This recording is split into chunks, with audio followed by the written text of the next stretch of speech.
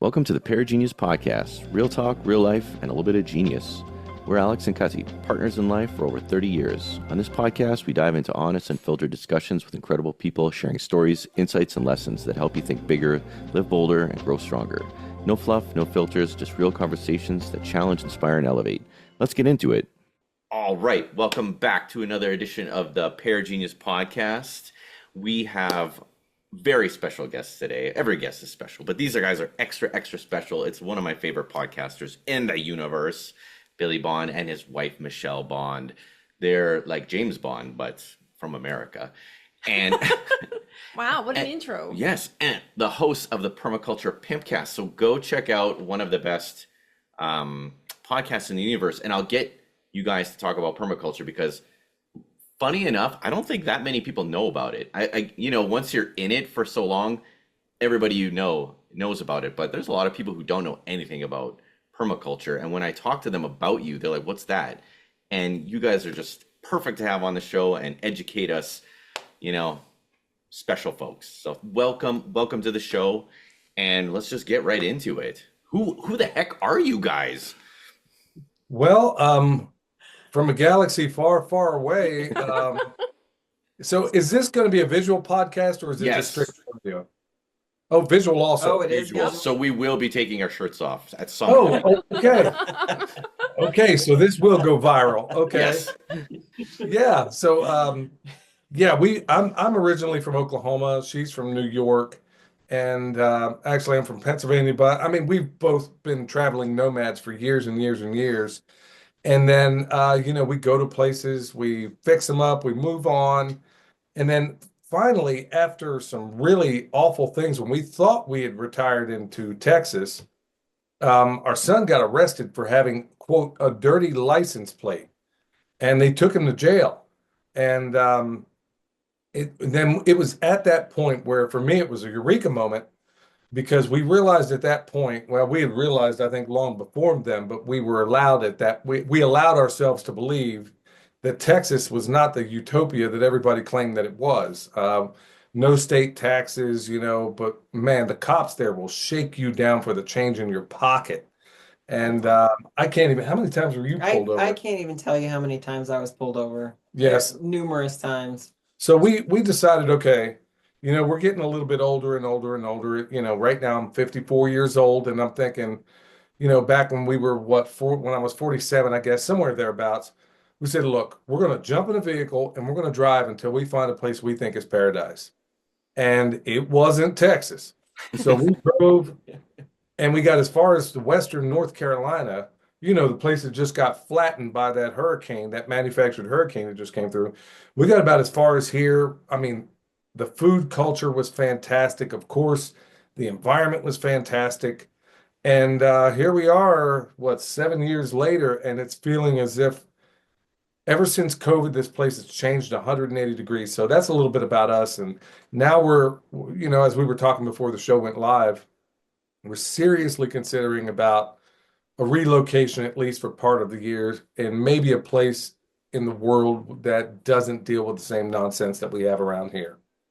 Yeah, it's funny. After 7 years, I mean, for us, after 7 years, it's like, oh my goodness, there is like something big coming. There's this big shift. I know they say that you kind of regenerate your body every 7 years and you're like not the same person you were, but I feel like that's also tied into where you're living, like your location. And then, when you're tuning into your body and how you physically feel in the location you're in, you get this download like, oh my goodness, it's time to go somewhere else. And sometimes when we don't listen, the universe pushes and it becomes something you can't ignore.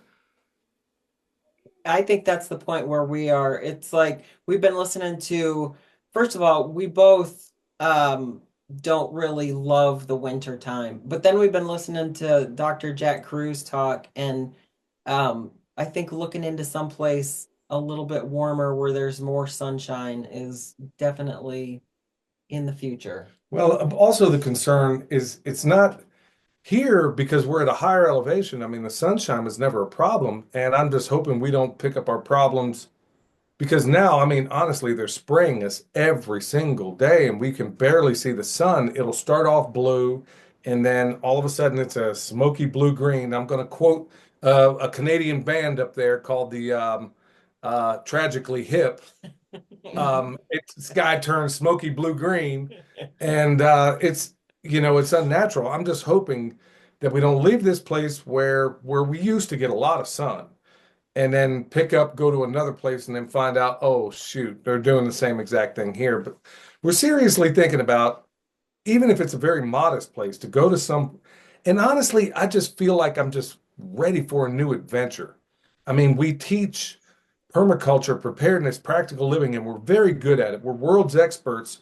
I mean, on certain aspects of that. And I'm like, you know what? I'm not getting any younger. I don't want to leave any dice on the table.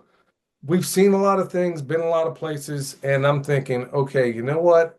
Before I'm too old to do anything, maybe I want to see what it's like to actually not just visit a place, but live in an entirely different country as an expat, possibly. And Surf every day, yeah, go scuba diving. eat seafood. I mean, live in a place. I don't know what that looks like yet, but we're going to spend some serious time thinking about what we would like our life to look like. Because honestly, I do love the mountains more than anything. And if I can find a place, because honestly, had it been up to me, we would have already moved to Panama years ago, because the way Panama was situated is that you have an ocean and a mountain right there. They collide. And I was like, wow, I could have the best of both worlds. Great seafood. Well, maybe not great, because you got the Panama Canal there, and who knows what kind of junk's coming off those boats. But honestly, I mean, it's getting, so many of us in our lives, we think, okay, this is where we are. And I know so many people like that. And, but we've packed up, moved, quit excellent jobs numerous times just whenever we get the itch. So I guess I got that gypsy in my blood, man. I guess I'm always going to feel that way. And so, I feel like you guys are just like us, except you're about 6 or 7 years ahead of us. You're one rotation ahead of us. But I was an electrician, Billy was an electrician. My birthday's August 31st, his birthday's August 30th. Whatever we do, we get really good at it, and then we move on to the next thing. yeah. It's like we do things very, very well, but what's that next thing? Let's do that next thing before the adventure's over. Let's master a new thing. Yeah. Hey, maybe that new thing just might be Alex and Billy's electrical service down in Costa Rica or There you something. go. I don't know what that looks like. I mean, but I do know that I've mastered a bunch of skills over the years, whether it's, in farming and permaculture and meat processing, whether it's electrical work. I mean, there's a whole, and I'm not done learning. I won't say I live to learn, but I love to learn. I absolutely love to learn. And there's nothing that gives me more energy, I feel, than going to a new place that I've never been before. I mean, there's just something about the magic of being in a place, even if it's not the most wonderful place in the world. Just looking at the mountains, like where we live, just looking at the mountains from a different angle, the way the sun falls on it is deeply stirring to my blood. But there's just something about being in a new culture, and there's probably something really, really good for your mind all the way around. I mean, so that's exactly where our head is these days. But yeah, we do a lot of things. It's not that I don't love what I do or love where I live. I just feel like it's high time for a new adventure. Yeah, And maybe, yeah, yesterday we heard somebody say to us, there is possibility in the unknown, because we get stuck in what we're doing, like the routine and the comfort. And it's in that moment sometimes really hard to see something better for yourself. But if you can remember that there's possibility in the unknown, and once you just do it, all these new things open up to you. yeah. And that's what I was listening to a podcast that Jack Cruz was doing, and he recommended somebody they were in a high latitude. He recommended, hey, maybe move temporarily, maybe it doesn't have to be permanently, to improve yourself in this way. And there was so much resistance to even a temporary move. Like, let's just say for 4 months out of the year, the person responded as if it was like a death sentence to them. Like, move? I can't possibly do that. Yeah, I think there's something about creating safety, like creating a safe space. Like safety is a big deal for a human being. We have to feel safe in order for things to happen, right? For process to unfold. So I think that creating your own personal safety space would mean that you can pick up and go anywhere because then you would feel safe going, it doesn't even matter, right? Where you go. So Right. maybe that really the issue is, oh, how am I not able to create a safe space for myself or for my spouse or my children that I don't feel safe enough to explore the unknown? I feel very safe with Billy. You should. You should. I have a set of skills. Yeah, I could use that Liam Neeson quote from that movie and tell you I got a set of skills. But yeah, I mean, I love that quote you said there a little bit. I seriously love that quote because honestly, so many people have written about the benefits of just travel. Mark Twain said, travel is fatal to prejudice. You cannot get a charitable view of the world around you by vegetating in one's own spot one's whole life. And I truly believe that. And when you go to these other places, we're told a lot of I think it's a lot of nonsense right here in the States where they say we're the best country in the world. Well, I've been to other countries, and there's a lot of things I love about these other countries more than I love about my own. Hmm. Like, for example, even up in Canada. Um, yeah, I know you guys are known to be friendly, nice, wonderful people. And in my life, I've worked around and I've been around a lot of Canadians, and I mean, hundreds probably, working in the IBEW. And I've only ever met one that I didn't like. I mean, I don't even like my neighbors, but I liked every Canadian I came across. I mean, but that's the beauty of going up there. Everybody's just so polite, unless it's border patrolling. You think I'm bringing in drugs. You and the But it doesn't, plums. yeah, it Yeah. doesn't help when you tell the border patrol, they ask what you're going to do, and you're like, we don't know. We're just It's a here. mystery. Don't don't mind And then us. she tells us, she's like, so where are you from? She gives us these, yeah, the border patrol agent. She says, where are you from? I'm like, North Carolina, blah, blah, blah, blah. Okay. You don't have anything to do. What does she tell? There's a prison. Yeah, there's a There's prison a you can prison go about see. 10 miles that way. And like a dummy, I drove to it. We got to the prison. And I'm like, what did I just do? What? I can't believe I just killed half this day driving to a freaking prison. The tour. She's like, yeah, you're Americans. You'll love it. You You'll guys are love funny. Seriously. Did you guys know that this lady got me to go on a special recon mission very, very close to where you live because she had a calling that's where she wanted to live. Yeah, North Carolina was calling to me. Asheville. Asheville. I don't even know why. And so I made him drive all that way. We get there. I'm like, no, I don't like it. Take me home. Oh wow. That was smart. Your intuition serves you well because honestly, we got some weird stuff going on around here right now. We got people dropping like flies ever since that hurricane, and nobody's talking about it. So your intuition, I think, served you very well because right now we have nearly everybody around here is sick with some sort of respiratory thing, Oh no. and nobody can seem to explain it. Animals are sick and dying. Sickened animals are Like your dropping like animals too are flies. sick, or are you guys okay? Our We dog, we had our last guardian dog lost some weight, and he's better now, but that was the extent of it. He lost a bit of weight. He wasn't doing so well in this extreme cold that we were having, but he seems to be on the mend. But we have a friend took an animal to the vet, and the vet told her that in this area there's a lot of sick and dying animals. well, it gets even worse. Dr. Will Spencer, who I interviewed a while back, he's a naturopath and world famous for what he does. And she and I had went over to a bunch of firefighters in a place that we're not allowed to talk about. These guys did not want their location known, and they were burned from the chest down doing rescues in the river. Oh my So, goodness. Oh. Oh, and what, then like acid burns? acid Yeah. burns, and then from that time until now, there has been 9 people dead mysteriously within a 5 mile radius of that firehouse. And that's what we know of. So so your intuition served you well. It's a beautiful place. Um, it has its benefits. I mean, there used to be an awesome food and music scene around here. And I'll be honest with you, ever since COVID, it's never come back. I mean, it's come back slightly, and then right when it was on the mend to probably recovering, bam, we get hit with a hurricane. And now A it's lot like, of the restaurants, a lot of them aren't coming back.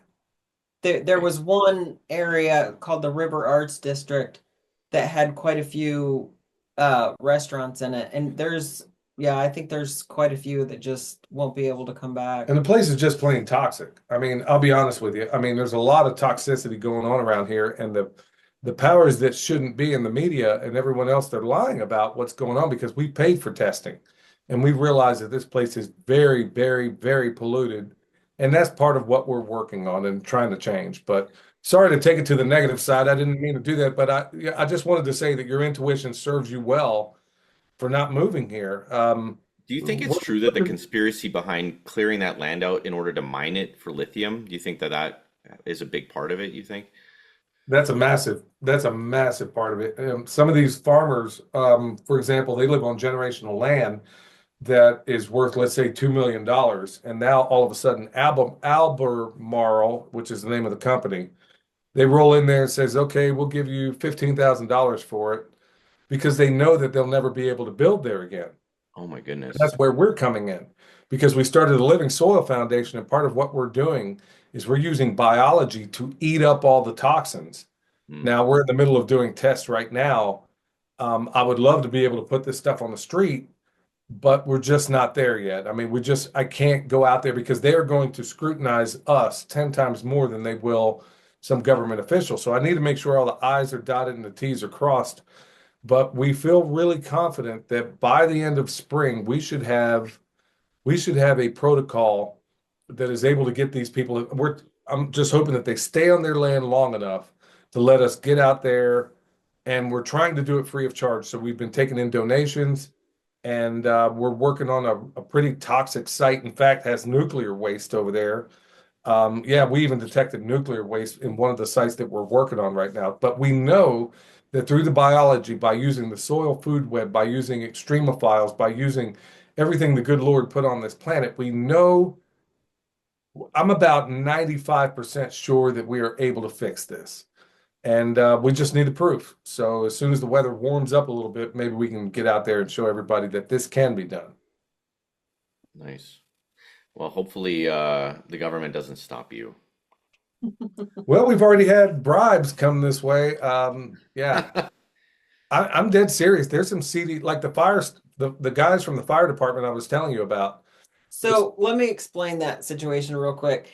There's the lake that they were in, that lake, the French Broad drains to it, and then French Broad River. the French Broad River drains to it, and then the Nolichucky drains to it. So the French Broad, there were a couple plastics plants along the river that all of that stuff ended up down there where those firefighters were. And then the Nolichucky, there's nuclear fuel services, which enriches nuclear fuels for the Submarines. nuclear submarines, which they say was not damaged, but it sits right behind this plastic plant that was completely flooded.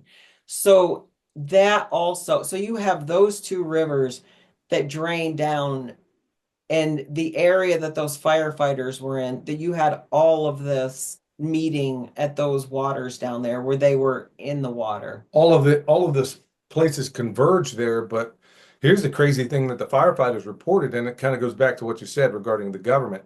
They all reported that they saw sniffer planes floating or flying across the sky in an S pattern, and then not long after, black helicopters with no writing on them fly in, guys get out in hazmat suits, pick up whatever material was out there, and then they fly away. But now, meanwhile, people are dropping like flies. And in fact, everybody seems to be in a bad way except for those that are on Dr. Will's protocol. Crazy. So yeah, it's crazy. So, I mean, add that to the long list of reasons why. Plus, I mean, honestly, there's this intuitive vibe where when we came here, this to me was paradise. It really was. It really, really was. I love the mountains, always loved the mountains my whole life. You know, you got streams everywhere. I mean, pristine, absolutely beautiful. But now the whole vibe, everything about this place has changed and not for the positive. So I'm gonna maybe we will move to a place that does have a more positive vibe. So you can feel it every time you go to Asheville. There's this palpable feeling of just darkness, and it's hard to really convey, but I it's wonder if is that being shown to everybody, or is this something that's specific to the two of you to feel the darkness and to feel the toxicity and say we're being called somewhere else? Or do we stay and fight? Like that would make it more difficult, right? That's one of the things that we've struggled with since this whole hurricane happened. We had three different people that did testing, and we had a live stream to talk about the results, to reveal the results, and then to talk about them.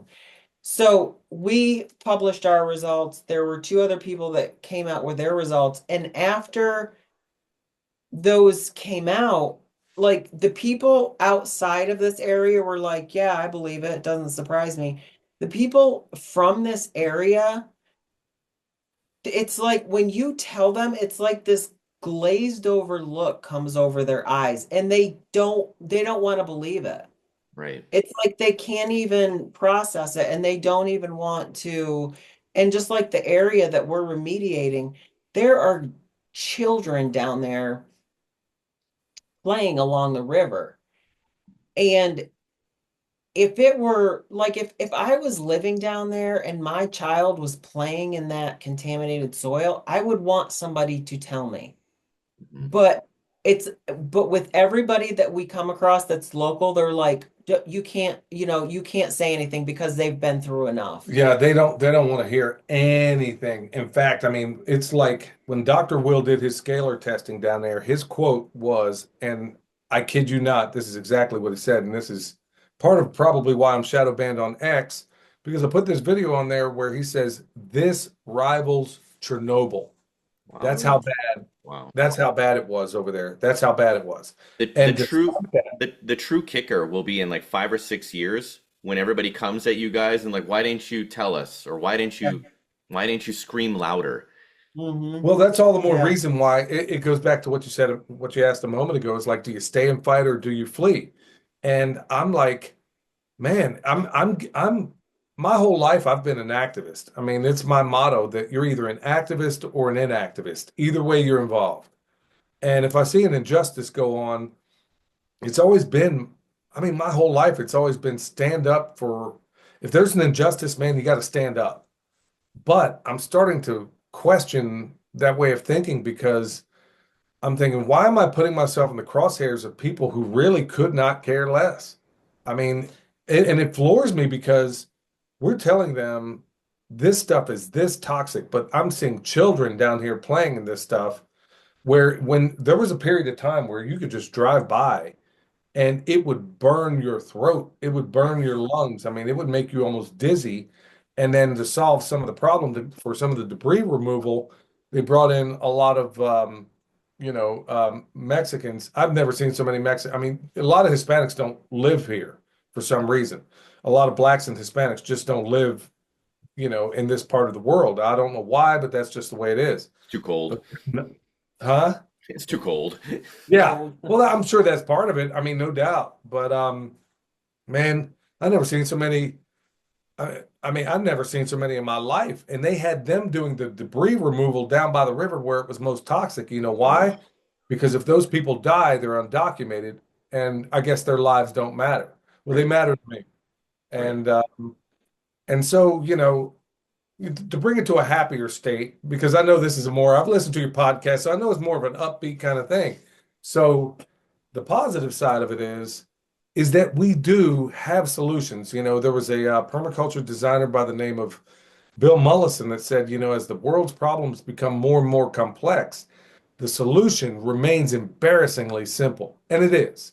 And we're using biology, compost, and teas and extracts and all these things to heal this land. So that's really the problem there. Do we stay and fight for a bunch of people who really don't even want to believe that they live in a toxic mess? Or do we just kind of roll on? But then I don't know, there's something in me that just has to fight. I'm going to fight one way or the other. It's tough because if all of us in Asheville, North Carolina went to go see a movie and the movie's name was Aaron Brockovich, we'd all sit there and be like, "Oh my God, the government and these insurance agencies, they're all corrupt. Like, this is disgusting. How could they let this happen?" And then we leave the theater and Billy just happens to mention, "Oh, this is kind of happening here, guys. Would you be quiet? You're a conspiracy theorist. This is just a movie. It's based on a Yeah. true story. We just watched a movie based on a true story." And they're gonna get mad at the guy that's trying to expose, the evil ones and hit them with the truth, and they don't want to hear it. They'd rather there's got to be some kind of psychological thing that Michelle was saying, where you just get glazed over and you can't process that you're not in a movie. Like the Yeah. reality is we're the good guys, the government's the bad guys, and everybody in the theater's cheering for us, but when we get to reality, everybody starts cheering for the government instead of us. It's totally And that's bizarre. what I don't understand. There has been, like, in the United States history, there are so many cases of the government covering up contamination. And even like in Love Canal in New York, they built an elementary school on top of a toxic waste dump. And these people act like, oh, the government wouldn't do that to us. I'm Right. like, they do that all over the country. Yeah, but they And do it they all over have. they do it all over the world too. But that's Right. exactly why it's such a blessing to be on with y'all where, I mean, there are times where we could talk about solutions, there are times, but you know what? If I have the wherewithal to remove myself from this situation or to put myself in a place where, more advanced healing can happen or where there are healing modalities they would throw you in jail in Canada or the States for some of the things that you can do in some of these other countries.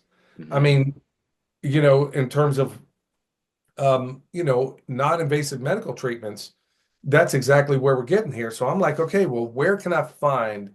There used to be a website where it was like a freedom index and it blew my mind 10, 15 years ago when I looked at it. The United States was like number 12 on the list. At that time, the number one freest country in the world was Chile. And then Oh. number two was Costa Rica. And I was like, whoa, what do they all have in common? Man, they're all south of here. I mean, nearly all of them. Hmm. And I was thinking, okay, man, we had kind of batted around the idea of moving to a community in Chile called Gulch.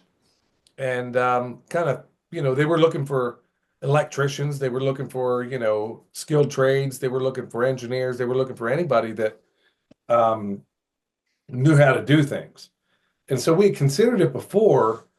And now we're kind of circling back to that and thinking, okay, you know what, man, I'm just having kind of daydreams all day today thinking, man, how cool would it be to be in a place where I could walk around like Alex with no shirt on and I got to get this body tan first of all, yeah, well, and that's how it you has get to be it. somewhere warm. It is Canada white. It's Canada white. That's okay. Yeah.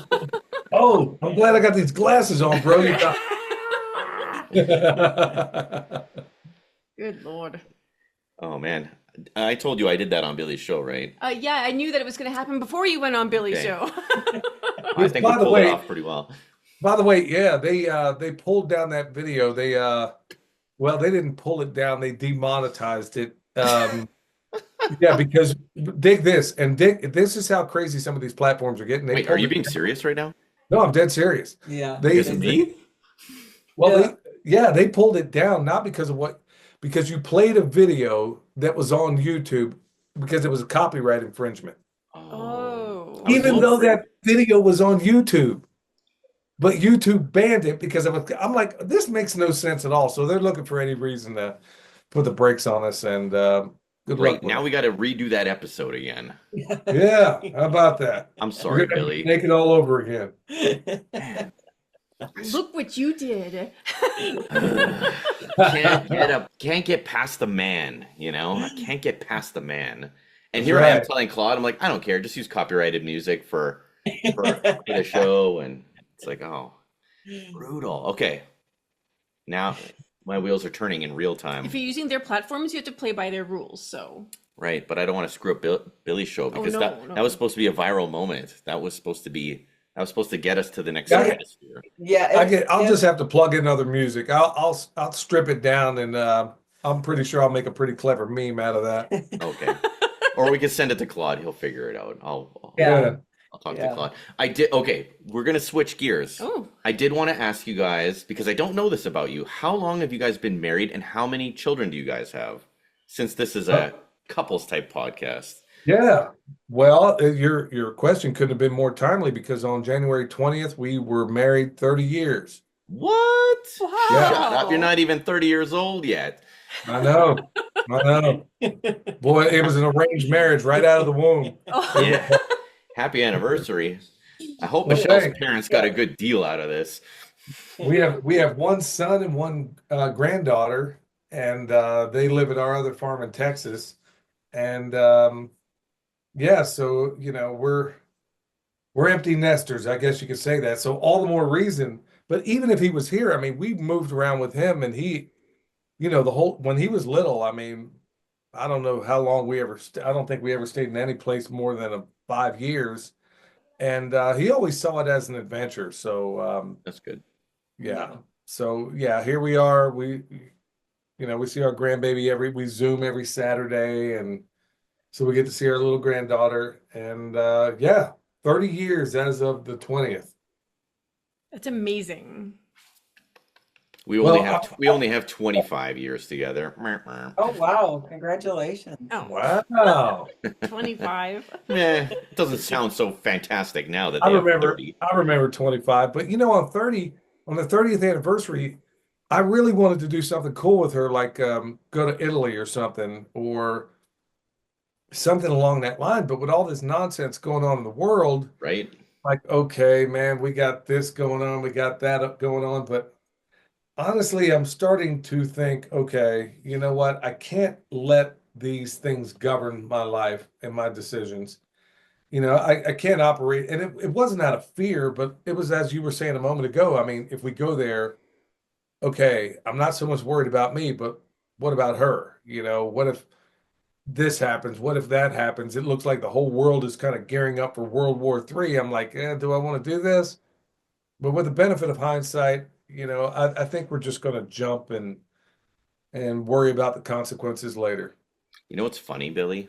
Is I feel like our wives are tougher than us. I don't think we have to worry about them. I think they worry about us. Oh yeah, let me tell you this story. We were in Mexico. We go out. What did we go out into the town? Yeah, we went to go get some real food outside of one of those nasty resorts where they have all the food that tastes weird at the resort. We're like, real Mexican food's got to taste better than this. Yeah, so we go out to the town. The driver, we're going back, and the driver's like, "Where do you want us to take you?" And Billy's like, "What's the name of our hotel room or our hotel?" He could not even remember the name of the hotel. So I would have figured it out eventually because it was on the card for the room key. But yeah, I mean, she ended up remembering it, and she tells the driver the name of the hotel was called the Rio Jalisco. She called it Rio Jalisco. Yeah. And the driver looks back and is like, what kind of hillbillies jumped in this car? Only I did not sound like that. That's how I speak Spanish Rio too. Jalisco. I said She's it. walking across there. Hola, hermano. Hola. But at least we got back. You'd still be stuck in Mexico. She's been saying this to me all day long. And I'm like, okay, I had a room key. I'm sure at some point I would have figured this out. But yeah, I mean, yeah, I think you're right, Alex. I think she probably I know she's tougher than me in certain ways. She would say definitely when she gets sick or something, I'm a big baby or whatever, because she misbehaves whenever I'm sick, but when she's sick, I'm doting. Same. Oh, really? Same. Michelle, we need to know when your birthday is, because that's one of the questions we always ask. October 3rd. Oh, okay. Ah, Libra. Oh my God. When we were sitting here and I'm like just kind of like tuning into you, I'm like, oh my God, I see like the scales. Like I could honestly see scales, like like the justice scales, Yeah. not fish scales. I'm like, I bet she's a Libra. Ha! Oh, wow. Look Huh. at that. Yeah, you're right. Just like my October. mom, except one day after my mom's Okay. birthday. You know what I will say about the traveling thing is, while I can be a tough bitch if I have to be, when I travel, I have moments of forgetfulness. Like I will go out and I won't remember because I have a hard time grounding down. I have no earth in my chart at all. He is all earth. Okay, I'm glad you brought that up because she has this little phenomenon whenever we go out. It's like her own personal safety just goes by the wayside. She will walk in the middle of freaking traffic No, I without won't. even looking. No, I Yes, won't. yes, she will. And I'm like, okay, you've got to kind of center yourself here a little bit because, we can't have you go. She's just relying on me to do all of the. Yeah, Oh that's yeah, what yeah. I do. If I'm by myself, then I pay attention. But if I'm with him, I'm just like, I She'll mean, outsource. that's your but that's job. that's the gift of being with a Virgo is that they do that for us. It's not like I'm relying on it. It's a gift for me to use. We got to Chicago and our hotel room was like on the 20th floor. Here we go. And she's like, I feel like I'm falling out of the bed. I need you to call down. We need to get a lower room. This isn't working for me. And when I said no, she's like, I miss the cats. I want to go home. I don't want to Whoa. be here anymore. I'm like, dude, we just drove 13 hours to Chicago. This is a beautiful hotel. You need to shut up. He basically says, "Shut up and go to bed." Well, how did it work out in LA? I mean, did you get any weird vibes out there when y'all were recently went out? LA is a very different entity. Like, it was nice to be there and meet all these podcasters, but really, I couldn't leave soon enough because it was a very odd feeling to be there. It was really strange. As long as we were at the place we were staying, it was fantastic. It was like this magical island. But as soon as you go out, driving in LA is insane. Like I've driven everywhere. Driving in LA, even in midnight, is crazy. People are driving past you with Hellcats and just tearing it up. Like it's wild. I didn't know where there was no cops. There was nothing. It was Oh, no wow. everybody was just going wild. I actually appreciated traffic because at least we were going slow and nobody was driving crazy. I didn't mind the traffic, but I did love where we stayed and I didn't mind walking around there I and mean, everybody was very robotic. Like, there was no human connection for me. Like, when I'm walking, I like to look people in the eyes. I like to get a reading on who they are. It was nothing. yeah. It was very Yeah, I strange. wondered that. It's I because it's wondered big that. city, right? You just kind of are doing your own I thing, don't know. and I've been to big cities, but LA was different. that's my rule. Yep. In a big city, I don't pay attention to other I people. feel like the fires came at a time where LA just needs to burn so that they can rise from the ashes and build it better. Like, And Oh, we I just got hear taken that down and story. demonetized. Good thing we're not monetized. I didn't say someone should start the fire. Like, I mean, it's sad if people lose their homes and stuff, but by the same token, if there was a city to burn, it's that one because there's so much fakeness. Like there's not like it's the whole Hollywood thing, like telling me my whole life that I have to look like Jennifer Aniston. Fuck you, I can't do that. Like, I have no interest, and if I don't look like that, well, then I'm ugly. Yeah. Like, I No, just that's think it needs to burn. you Yeah. know what? I couldn't agree with you more on that Mhm. score. Yeah. That's one thing I do love about some of the other areas we've lived where none of this, it was like I remember the first time I ever met somebody from LA and knew them well. He was telling me that there is not a man or a woman in LA that would not leave the house without being completely dressed up. Like if you're a woman, you will be lambasted if you don't have all your makeup on and dressed up, even to go to like the convenience store. He said it would be that way. It was like, and so he had to escape it and then wound up in Kansas of all places. Nobody's dressed up ever. Yeah. Exactly. I mean, I've spent some time in California, not in LA, but it was I don't know, I've always gotten a vibe out there. I totally agree with you when you say, you know what, maybe it'll redefine itself. I doubt it because I think they're going to basically tear everything down and put up an Olympic stadium or something like that. Who even knows?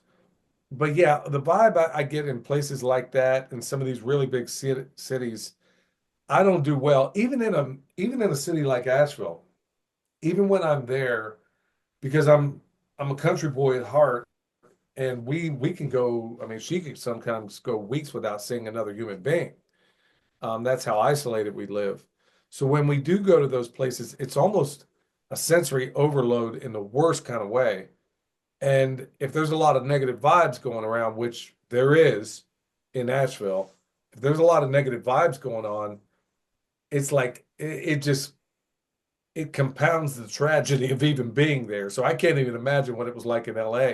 But that's why I wondered if you had that reaction in Chicago. I was like, man, how were you feeling in LA? I mean, but I love Chicago. I really do love Chicago. And the feeling wasn't necessarily dark or heavy in Chicago. That's just me being special when I travel.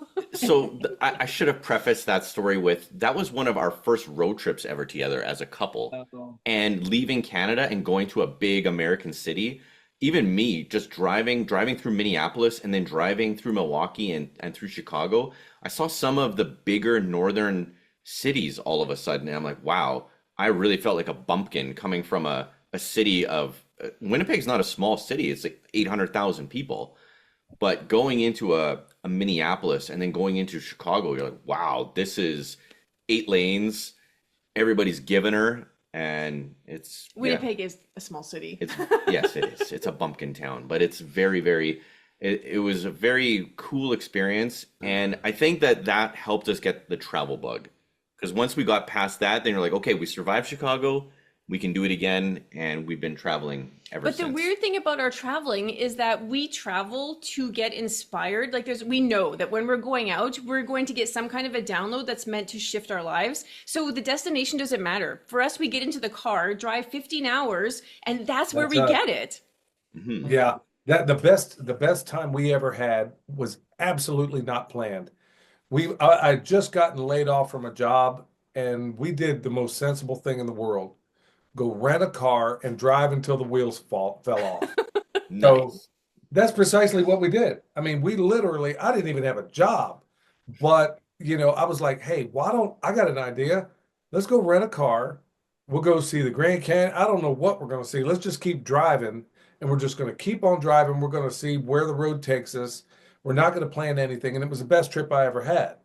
And I think I don't even know how many miles we put on that car, but It was quite a bit. when I dropped it off at the rental place, the guy's like, come on, man, unlimited miles for real, dude. But really, I mean, but honestly, it was the adventure. It was the journey more than it's like, okay, where are we going to go? Let's look on the map. I mean, back then there were no cell phones. So, like, okay, we'll look on the map and, okay, let's go here. And then you just kind of let it unfold. But that's where, like, for example, like in Canada, like up in Vancouver, I love Canadian cities because at least the ones I've been to, whether it was Vancouver or Ottawa, I don't know what it's like now, but back when I went, man, it was the most spick and span, clean, friendly city I've ever been to in my life. And I mean, Vancouver especially. I was like, there is not a single, I'm like, what kind of city is this? And I was like, what does that say of me, man? I think it's weird because I don't see trash everywhere. But there was not a speck of trash anywhere in Vancouver. Everybody was friendly. I love And Vancouver. We went there in 2015 and just fell in love. And we I went love again it. probably in 2020, 2021, and it was not the same. Oh, Oh, really? really? It was hard. It was actually heartbreaking to see the amount of homelessness and how it was pretty gross in some There parts. was there was some of, I mean, just a small piece of it. But I remember in Victoria, it was like, okay, man, this is like, yeah, this is really Victoria's crazy good. swingable. And but there was very little in terms of homeless. I remember some lady came up to me asking for money, and I gave her American money. Boy, she about at that time the exchange ratio was considerably higher, and all I had was like American money. So I don't remember, but I remember her being quite pleased with it. Um, but yeah, there's something to be said about travel and seeing new places, but I got a question for y'all. So do you still have that travel bug, or do you feel like you've been like sedentary for too long? Or are you feeling like, hey, the road's calling me again, or what's the next adventure for you guys? Well, last year was like the year of travel for us because we did Mexico and then we drove to LA and we stopped in Vegas and like there was a lot of travel and we got on the motorcycle and went to Oregon. So there was a good amount of travel last year. This year, I got the immediate feeling no air travel. Air is not even on the table. Something weird is happening with air travel right now that I just forget it. I'm extra sensitive to air travel. But I do, Arizona's calling. As you know, the desert, when it calls, I can't ignore. So Arizona is probably happening this spring. Driving, of course, not flying. Which we love to do. It's not. Well, we know we get inspiration from that. It's not a chore. But there is also this call to leave Canada and find our winter home. Now, if that's Mexico or I don't know, it's there, but we have to be careful because our kids are that age where it's not easy to leave. Our 16-year-old has a very serious boyfriend, and our 13-year-old is still kind of like, oh, but you pulled us out of Manitoba, and I'm just kind of putting roots down here. So we have to weigh things carefully. I'm going to work on sabotaging that relationship, and then we'll be joining you in paradise. Well, you know what? If nothing else, I don't know how you get there without flying, but if we do get if we set our stakes down there in some country south of the border, you can always come visit and hang out and do all the wonderful things that, are probably in a place like that. But okay, you kind of answered that next question, but I was wondering, with the kids, like when you did the thing in Europe, I mean, how did they work out? How did they feel about all this? Were they like, hey, hand me my cell phone, or hey, this is wonderful? How did they do with it all? They were quite a bit younger. They were 5 and 8. Yeah. They didn't Oh, have cell phones, but Laura was so angry at us because our parents, both of our mothers had cancer. And now all of a sudden we're selling all their toys, all their stuff, and we're leaving. Like we're just putting backpacks on them and that's it. Say goodbye to grandma and grandpa. Like, so that took years for Laura to get over that. She was fully angry at us for years. And that was really difficult. That was a very hard time. So I feel like they're a little bit extra sensitive to us doing that again. oh, I got it. We I keep forgetting traumatize you're them, on your but it'll be for podcast. the good. It'll be for the good one day. It was a good trauma. Well, it's cool that they've had those experiences because I mean, there's going to come a time, at least for me, I don't remember any of the things I got for Christmas, but I do remember those times where I went climbing with my dad, Mm. or those times, they're going to remember those things y'all did for them. I mean, maybe not now, maybe not 5 years from now, but those are the things I remember. I can't remember well, I can remember, yeah, a couple of toys, but it's not the highlight of my life. It was those little things okay, my parent did, my dad in particular. It was the little things, the time that I spent with him, where it was something simple, like him teaching me how to use a road atlas and get from where we were to where we were going. It was the time we would go to Shakespeare in the Park. It was the time where we went mountain climbing. It was those things, and I think your kids will draw upon that someday. I think that the thing that I wanted the most was for them to see that Manitoba was a toxic space for me, not like poison toxic, but for me with my family. And I had to, and they didn't understand at the time, but I had to remove myself from that so that I could heal. That was phase one of my healing, was just changing my location.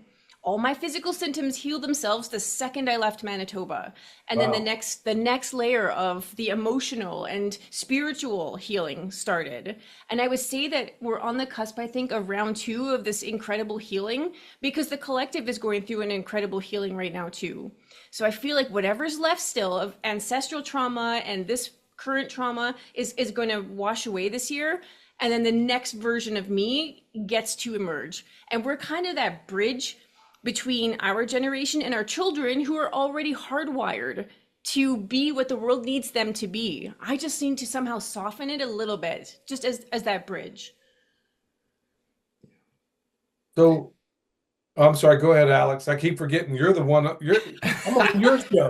He's so used to being the host, such a good host too. He's just like, oh, I want to know all about you guys, and it's like our show. "Well, I want to know about you, Billy." But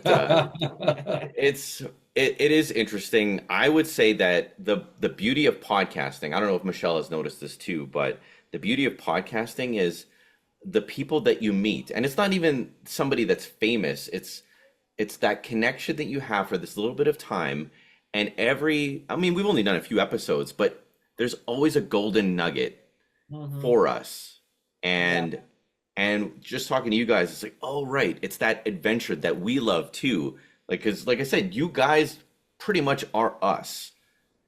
And it's so funny, like looking in this mirror, it's like, oh yeah, it's like we love adventuring. We love getting really good at something and then going on to the next thing and getting good at that. So it's always such a pleasure to get those get those moments Yeah, and but yeah. how rare is that though in today's modern paradigm where folks generally do something for all of their lives until they can't do it anymore. They call that retirement, and then people usually just kind of pass on after that. Or go sit at like Bojangles or McDonald's for breakfast every morning. Yeah, that's what a Right. lot of retired you'll see go to any I don't oh, what's that place they got up there? Tom Oh, yeah. Tim Hortons. yeah, Yes, Tim more that's it. yeah. That's So what I'm okay, drinking now. okay, so I don't know if it's a phenomenon up there, but down here, all of the people that are retired basically hang out at a McDonald's or something like that. I don't know if they do it there, but it's always been, I always said to her, that is the most depressing thing I've ever seen in my life. Yeah. When I see a bunch of retired people just, okay, this is the highlight of my day. I'm going to go into Tim Hortons or I'm going to go into McDonald's. I'm going to sit down. Man, forget that. Yeah. I don't want to go out that way. I want to Yeah. go out um, on my sword, so to speak, still as vibrant as I can possibly be and doing the things that I love to do. This is why we've taken such a big turn into focusing on our health these days because I'm like, okay, I am a farmer. I love the work I do. And if I'm going to continue to do this into my 80s, well, I have got to be the best version of me that I can be. I don't ever want to be that guy who just because he retired, now he ends up at a McDonald's or a Tim Hortons, sipping coffee, asking, looking to the wife, how come the kids don't call? How come the kids don't call? No, but you have to remember the generational thing too, where the generation ahead of the boomers, they were in world wars and depression, and like they had a life. And if they're happy just to relax and have coffee at McDonald's, it's because maybe that's all that's left of their energy. But the boomers were tricked and lied to and sold this lifestyle that you work all your life at one place, you retire, and we'll take care of you. But now the money's not there, Canada's not paying you, like, and they're depressed, and now they're sitting at McDonald's drinking coffee. Whereas Yeah. our generation won't stand for that. You're right, we're gonna go out in a blaze of glory. No, I would rather go out. I would rather go out in a parachuting accident than to die at a McDonald's. I mean, I mean, if I got my choice of things, but going back to you guys, I mean, you're such an inspiration because most people would never consider doing just what you did when you went backpacking in Europe. I mean, I don't think you realize how special that is. I remember my brother telling me, "Man, you guys are leaving two great jobs to go." We both had very secure, you know, Yeah. exist. He says, nobody does this. And I'm like, that's precisely why we're doing it. And it also applies to you. But then you know what? You live like nobody. If you I can't remember how the quote goes, but basically, I don't ever want to be that person that's just pulling levers at a factory. Nothing wrong with that. It's an honest living if that's what somebody wants to do. I would rather throw the dice out there and see what life has waiting on me on the other side of it than to sit here and just kind of meal away, toil away, doing the very same thing every day. So it does feel, you guys feel like kindred spirits in the fact that you do have that sense of adventure and you're not just content to just stay in one place your whole life. You Y- know, One of I one of doubt either one of you would say you're the same person you were 6 months ago. oh, definitely not. Yeah. I would say that one of the best worst things I ever did was go to university and college. Like I loved going to college. I loved getting my electrical diploma, but I remember leaving university before I went to college and never wanting to read another book ever again. I was just I'm like just God, please give me a job and make it so I never have to think ever again. I'm just like I'm so done because all they did was just ram stuff in our brains that was totally useless, and then you just crap it out onto a test and then Yeah. flush it and get rid of it. And that Mhm. was the whole university experience. And I remember thinking like after a while as an electrician, wow, it's so interesting not being able to master everything. There's so many things and I'm learning and I realize it's like, oh wow, I do get bored very quickly. I can't just do the same thing all the time. I need like I was never like a house wiring electrician. I was always in maintenance of big breakers and transformers and battery banks and just getting bigger and bigger and crazier to the point where I she wouldn't even let me tell her what I was doing at work because it was so crazy or dangerous. And she's like, I don't want to know anything about it. It's like basically I was a soldier. And but it was so interesting to me to go out into the world and learn, keep learning all these new things. And I actually got really bitter at school at how we just kind of sat there and we just were institutionalized and how it turned me into this person that just never wanted to learn ever again. And it really took going to like a trade college and getting ignited again and wanting to do that. And then once we started traveling and having a little bit of money, it was like, oh wow, the world is a really interesting, amazing, inspirational place. I can't believe I wanted to be a bumpkin and just work in a factory. If it's because of her that she pushed me to do all these things. So I always say like I'm super grateful that I have this big, beautiful life and not, not just become this factory worker. And, like you said, there's nothing wrong with it, but you don't realize you're meant for these big things unless you kind of go for it and do the scary thing. Yeah, that's really the tough part, I think, for a lot of this stuff. And, that's another thing we have in common also is that, both of us have college degrees as well. And then also I went through the 5-year apprenticeship through the IBEW. She went through welding school, the whole 9 yards. And then what's it all, you almost regret it to us, not regret it. It's, you just wish you had the wisdom 20 years ago that you have now. Right. And you're like, man, I could have really kind of streamlined a whole lot of things here. Could have saved myself a pile of money. Could have done a whole lot of things differently. But that's part of the journey. We're not given this download. And if I could somehow talk to myself at 20, I doubt he would have listened anyway. Yeah. Right. So, Yeah. in these different, that's the benefit of getting older and gaining wisdom hopefully as you go along.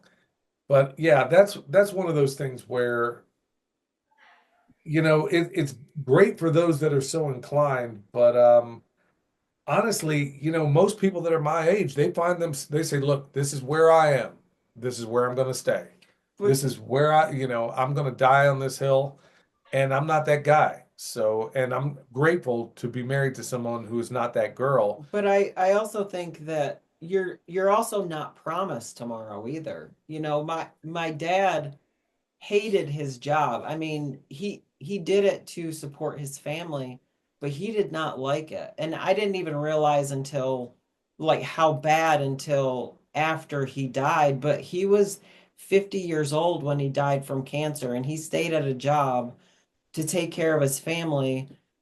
And when he got sick, he said he was never going back to that job again. So that's always been a lesson for me. Like, don't stay at something you absolutely despise because you're not promised tomorrow. You've got to do what you want to do when you have the time. You can't constantly think, I'll do it tomorrow, I'll do it tomorrow, or I'll do it when the kids are grown, or whatever that is. You've got to do it when you have the opportunity. To that point, I mean, I'm glad you brought that up because there was a incident that happened. I was working in Ada, Oklahoma, and every time I would take a day off from doing any kind of electrical work, some great catastrophe would unfold. I mean, one time a crane fell on a guy, killed him. Another time I'm riding with these two other guys, and we're all going to the same job. And as we're going down the road, where I wasn't even in the car that day, and I mean, it was a real foggy day. And if you know the way people drive in Oklahoma, it was just crazy. Anyway, the guys that I would normally drive with had just come upon an accident. The man and the wife were both killed in that accident. He had just turned 65 and had just retired the day before. Oh. Literally just retired and died the day after. And then we got the whole story of him, they had bought a travel trailer. They were going to basically travel the country. But what prevented you from doing that in your 40s? What prevented you from doing that in your 50s? He waited until he was 65, and then, his number was up. So like she says, there was a guy with a whole lot of sense that once wrote, "I will owe no debt to my destiny." Meaning that hopefully when death closes my eyes, then I'm not going to have this long list of all these things that I mean, we're all going to have these long lists of regrets and things you've done or didn't do or all these other things. But man, I'm over that now. And honestly, I really feel like, as the saying goes, I can go after Moby Dick in a rowboat and take the tartar sauce with me. So if I can do that, or if at least I feel like I can do it, I am going to do it while I still have the physical capabilities of doing it. I'm not going to wait until, um, I mean, in these days, the way things are going, I mean, with the financial things the way they are, I don't know if any of us could actually retire and depend on the system. So I'm not going to wait. I'm going to do these things now. There are things I'm doing now that I've always wanted to do. I'm learning a foreign language. Here I am, never paid attention to Spanish class in high school, but I'm learning it now, you know? I mean, I started with the important stuff like the cuss words and stuff, but In Jalapeno. yeah, jalapeno. Yeah, but I mean, but we get to this point where we stop learning, I don't know what transition happens in a person's life where you're a kid, you think you can do anything. You have these incredible dreams, but just through life, we somehow, I don't know how it happens. I really don't know. I'd love to know that mechanism to where we go from being kids and we have these incredible dreams, and then somewhere along the way, we just become zombies and we become cogs in the wheel and we become content doing it. And there's a constant battle and a fight to make sure that we never do, or at least I know that's the way for us. And I suspect the same way for you as well. I think that Gabor Mate, this psychologist, would say it's your trauma. As soon as the trauma takes over, it forms a block, and that's when childhood dreams stop and you stop growing. Like that trauma stops you from growing. And I think the older we get, the more I'm realizing that if I can shed another layer of trauma, if I can just drop this by the wayside, I become lighter and I can reconnect to that childlike moment where it's like, oh no, that's what I wanted to do. That's what actually makes me happy. Yeah. That's a very good Yeah, point. that's interesting you say yeah. that. Yeah, Yeah. I don't doubt that one bit, because I mean, honestly, with my family, we put the funk in dysfunctional. And I'm with you. Well, that's the okay. next episode. That's part 2. Yeah, but like you said, I mean, just like in your case, escaping just because they're family doesn't make them good for you. So getting away from that toxic, I mean, that freak show of my family, and that's exactly what it was. Honestly, that's, now that you brought it up, I mean, that's kind of where Yeah. some of my healing began. I had to escape that environment and ultimately find myself, it's hard to change a person without changing the environment. Well, and Right. also It's we sad don't. because they show us on movies that everybody's big families are all perfect, or even if they're not perfect, they all get along. And man, it's just a movie, right? Yeah. But you yearn for that as a kid. You kind of want that, but it's just not in the cards. Yeah, but that's where, the benefit of this life is I can create my own tribe.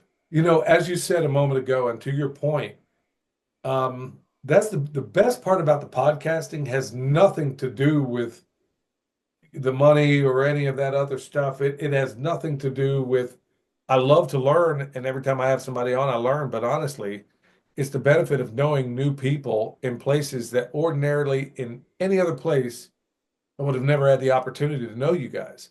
I would have never had the opportunity to feel less alone in this world because there's other people like yourselves that I know we can talk to. Or, some of the other people you meet along the way, you can use this. It's like George Washington said, this technology to a certain extent can be a dangerous servant or a fearful master. Which one do you choose? Mm-hmm. And honestly, I think it's being at its highest form right now when it's enabling us to congregate virtually, but still nonetheless, our ideas are still transferring. I'm going to spend a But lot of time thinking about what you said. So there is some beauty to all this. but it might lead to an eventual like in-person meeting. We've met, I mean, we've met some of the best people through podcasts and YouTube, and they have become, in a lot of ways, more of our family than our actual families have. Not taking anything away from our families, but we have certain things in common with them, and yeah, they've become like family to us. Her cousin will listen to our podcast and our show and loves it, but nobody else does. I mean, on my side or hers. That's the thing. But then through that podcast, I'm like, okay, man, I really never expected. Or like tomorrow, there's an event that we're having. It's a like a homestead meetup, and it's a potluck. Man, I don't know what we're going to get into with this one. Last time people were bringing booze to a Baptist church, so this ought to get interesting. So yeah, but I mean, it's when you're able. Some of these people are closer to me than my own biological family, so it's pretty cool to be able. So even though my family is screwed up from the feet up, um, you know what? It doesn't mean that you can't go out there and create your own family or people that feel like family. So, despite all the warts and everything there, I'm just not going to sit here and wallow in a corner and cry. I'll go out here and make friends with people who do share where I do have some overlap, where I guarantee you could drop all four of us right now in the middle of pick your city. I don't care. And I'll bet dollar to donuts we'd have a wonderful time. 100%. And you know what? My whole thing used to be, if the goal of life was to get along with my family or make it work with my family or love my family, well, I'm screwed. They can just take me now because I failed the mission, and because of podcasting, somebody said a couple of weeks ago to us, you can go back and reparent yourself. Like if you connect with your inner child, you can go back and give that child in that moment what they didn't get from your parents. Like, dope. I can reparent myself. There's something so amazing and freeing in that. Mm-hmm. That is a fantastic idea. Dr. Joe Dispenza, whose work both of us have examined extensively, and I use his work.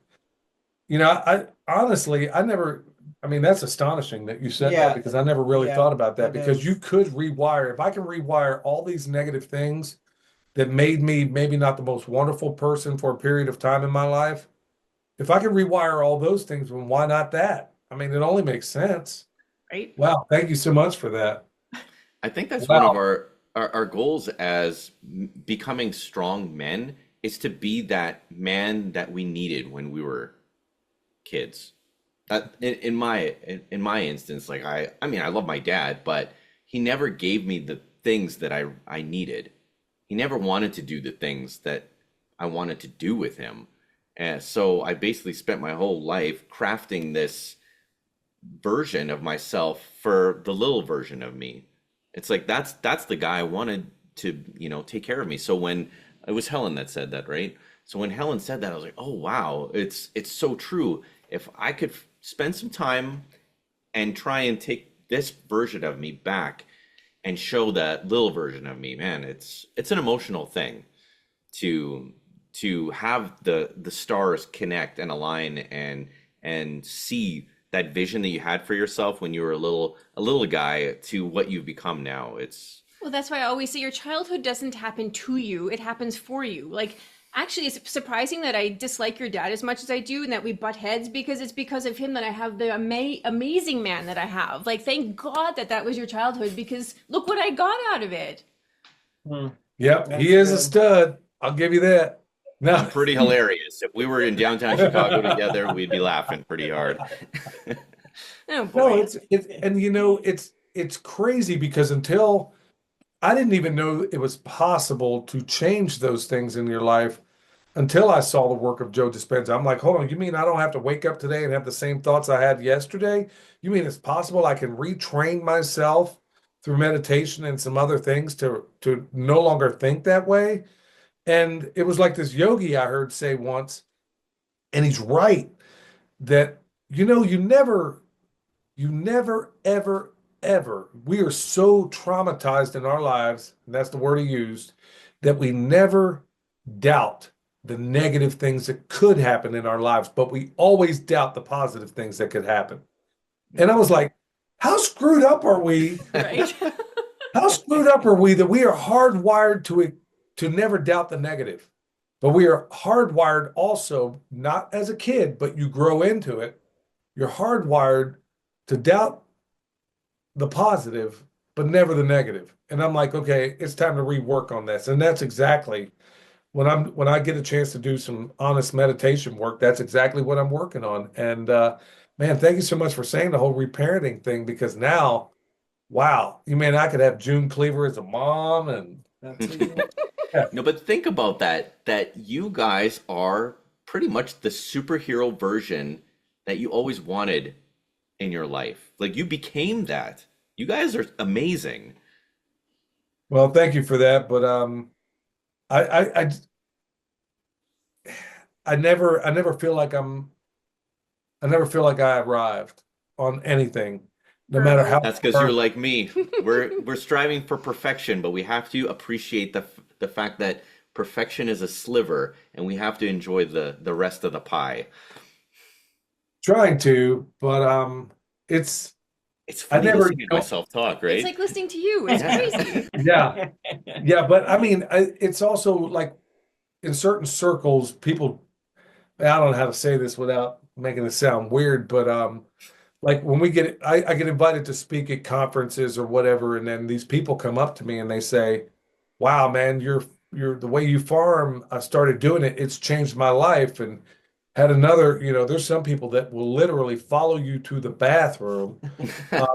Ladies coming up crying like, "Oh," and they think you're somebody you're not. And I know the full extent of my ignorance, and or at least I think I do. And they come up and they offer these incredible accolades, and I've never been good at accepting compliments. And that's something that I know I need to work on as well, where yeah, you can't say I got a big head because I'm not.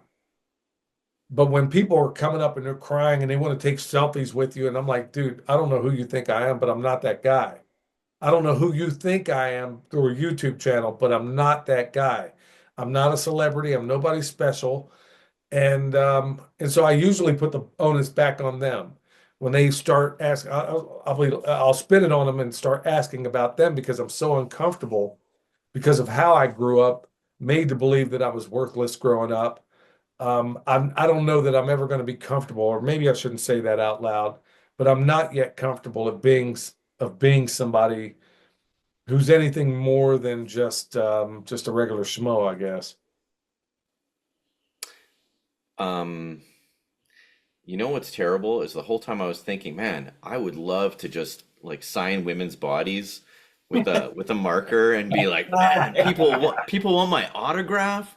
I know this is terrible reaction, but Bro, you wouldn't believe some of the requests I get, man.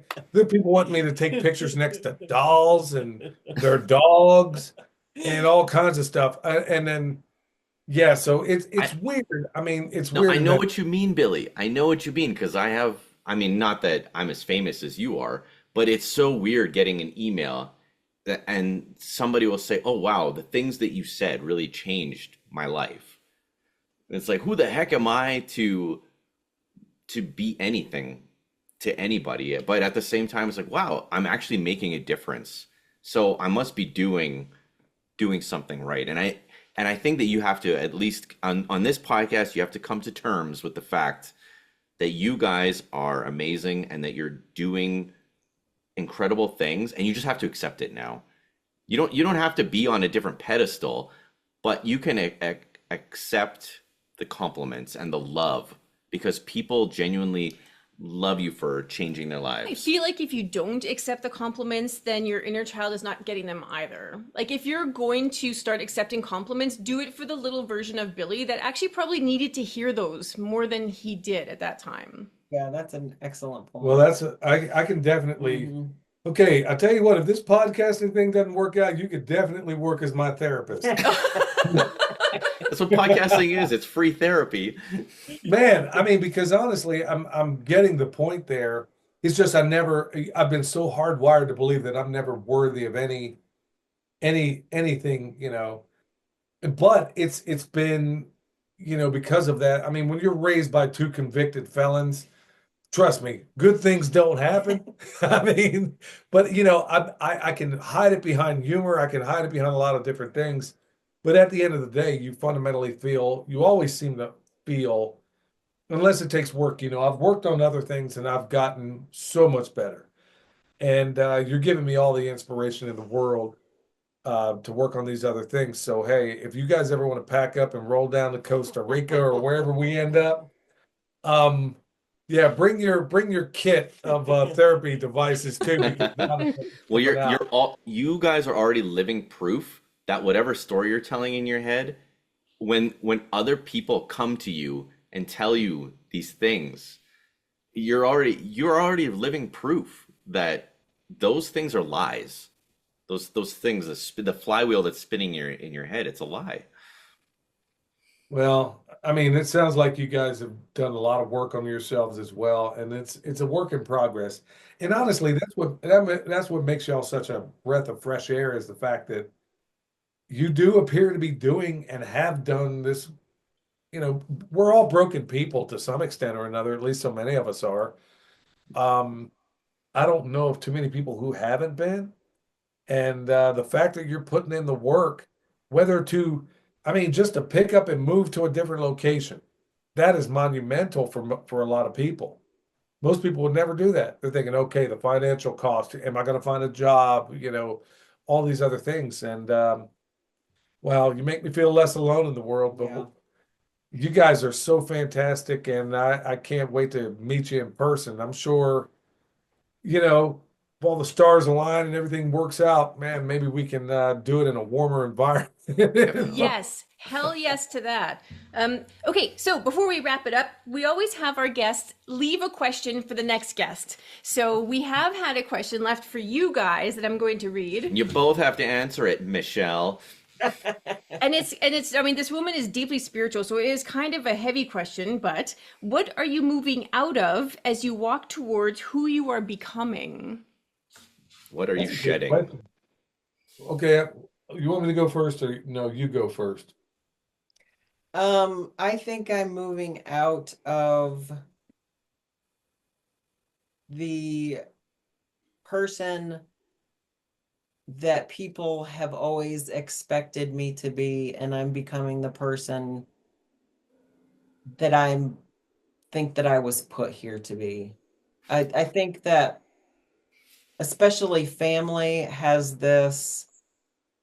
has these expectations of you, and also they have these boxes that that they are comfortable in, and when you don't fit in those boxes, um it has been my problem before, but it's not going to be my problem in the future. It's going to be their issue, as it should have always been. Right. It's not That's going to be mine that's anymore. perfect. Yeah. It's a beautiful Yeah, answer. I'm going to remind you of that too, because no, I mean that's a great answer. I'm going to remind you, just like I mean, you know, we have to remind each other. Like for example, this new thing with the glasses. You know, it's creating a new habit, and it's the same thing when it comes to what you just said there. You know, they have these expectations and they expect you to fit in their boxes, but you've always colored outside the lines your whole life, and I've always pushed you to do that even more. And where she comes from, it's a very regressive.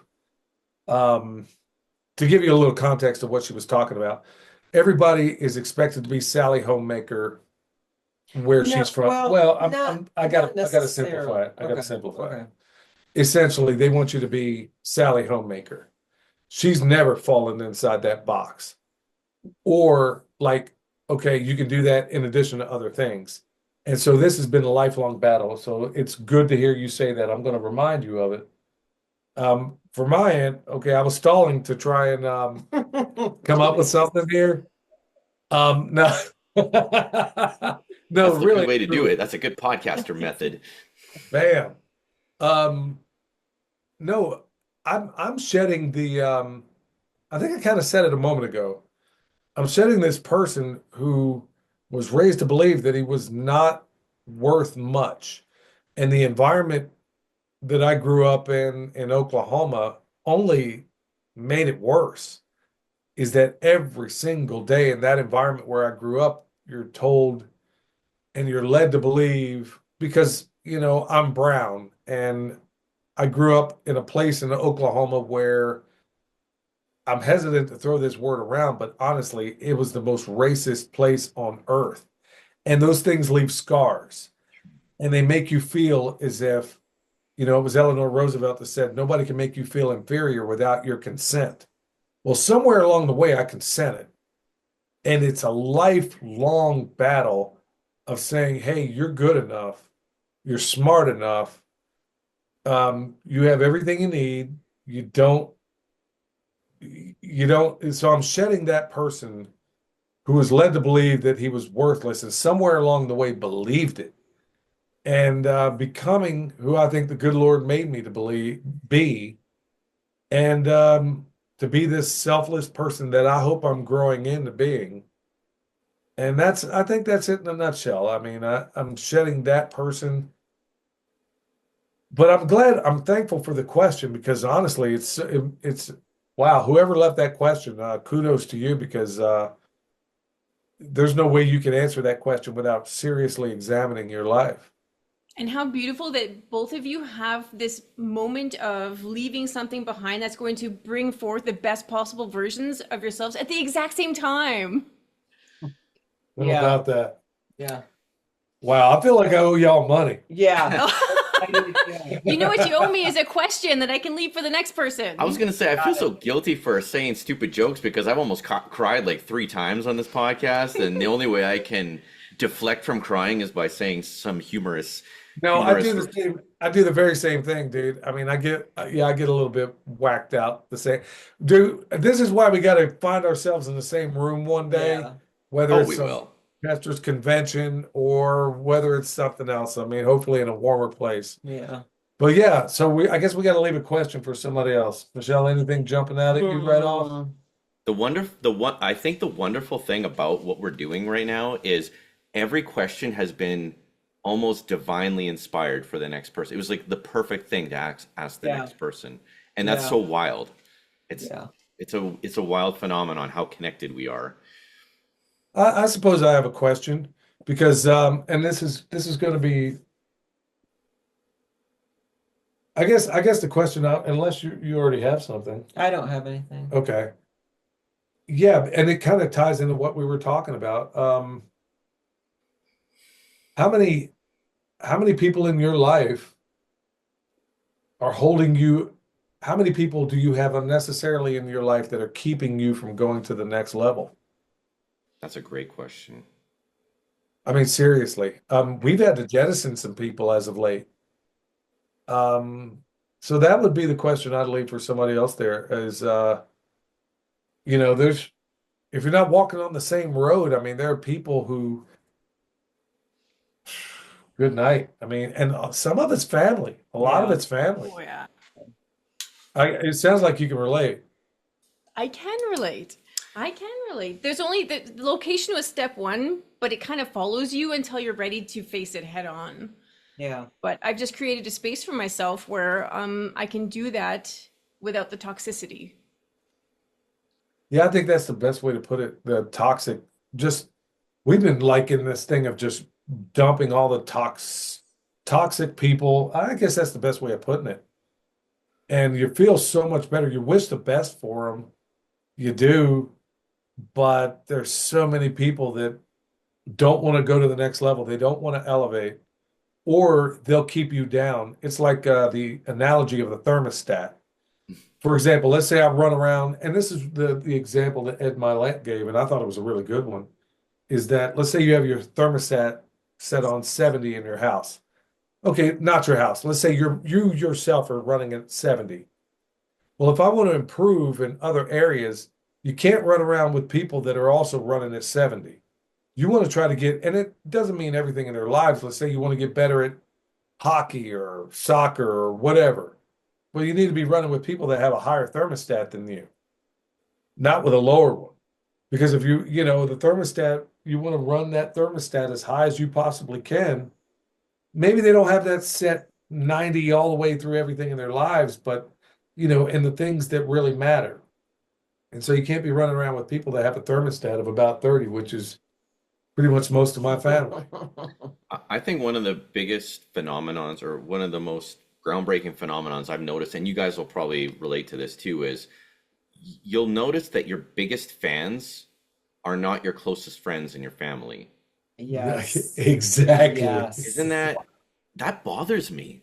Lately, that's been really bothering me. It I'll really share bugs her. It really bugs It her. bothers me too. I'll share our show with people, and it's like, check it out. Hopefully you'll like it. And it's like, oh, my sister is like, oh, that was cringe. I'm like, oh, that's nice. I've heard nothing but positive things from other people. Everybody It's else. I think it goes back to what Michelle was saying. It's like these people who you grew up closest with, they want to keep you in X box that they know you. Like, this is little Jimmy, and we're just going to keep little Jimmy right here. And that makes me feel good and make me feel comfortable. But if all of a sudden Billy is a millionaire and he's doing really great, I don't think I like this. This isn't cool. I'm going to have to. No, that's an interesting way to look at it, because I have a problem with that also. Like, I Yeah. can't even, like, my brother and my cousin are the only two people in my family that consistently watch or listen to anything that we do. Like, my own mom doesn't even, and I'm like, Well, and then the biggest frustrating thing for her is that, but let everything happen with her trashy sister. And We'll yeah. edit that part out. Don't worry. She's not Oh, we're listening still anyway. recording? Oh, right. Yeah. We can say whatever about that trash bag. You Let's go, can- Billy. you can leave it in. You can leave it in, because they're not listening anyways. Yeah, they're not listening. I don't think you know this, Michelle, but this is her favorite show. Ha ha. Yeah. You tell that hoe. Yeah. You This is our show, and she's a big fan. Sorry. Yeah.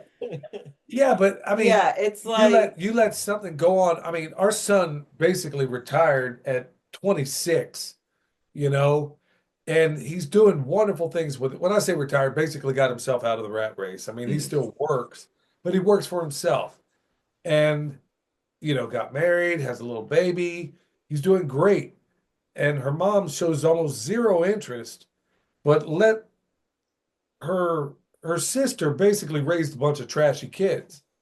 I mean, they're adults, but I mean, honestly, I don't know how else to say it. I mean, these kids, the one is just misbehaving every time you turn around. Oh, well, I mean, long story short, but it's like constant news about what's going on there. But I'm like, she's telling us about what's happening on another YouTube channel, but she doesn't even watch us.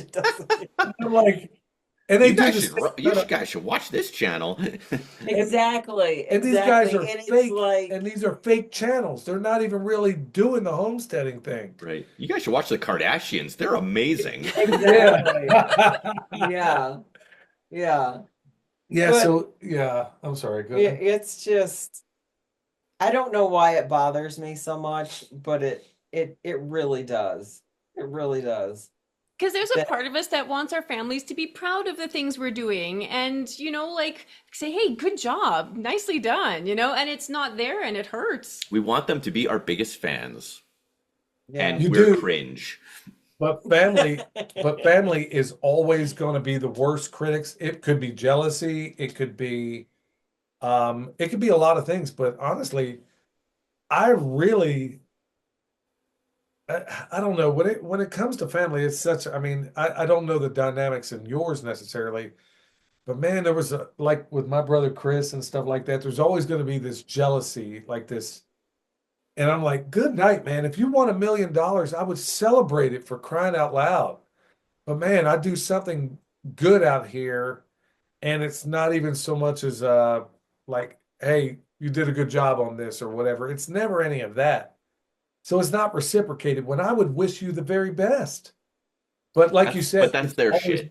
That's their shit. Yeah. yeah, but Yeah. that's on them. But honestly, that's Yeah. where, it's like that's why I told her I'm like, okay, I'll create my own family. Okay, I'll just build this, even if they're my little imaginary friends. Yeah. No, I'll do that. But like I told her, I said we'll construct our own family because honestly, my army buddies were closer to me than anybody in my family. And the friends I made through YouTube and through podcasting, like Mhm. y'all, Yeah. you're closer to me than anybody I got an arm shot around here. But I would rather be in a room all by myself than be in a room with toxic people. 100%. It's a sick joke. It's a sick joke what we're living through, but I do think that the next adventure will have us all closer. I actually do see that in my Really. mind. I don't see us all being spread apart.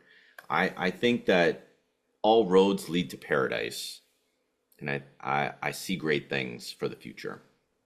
I'm Well, I saying it hope here you're on the right. record. Yeah. I hope you're I right, hope but you're bro, right. I don't see it. I don't see it happening.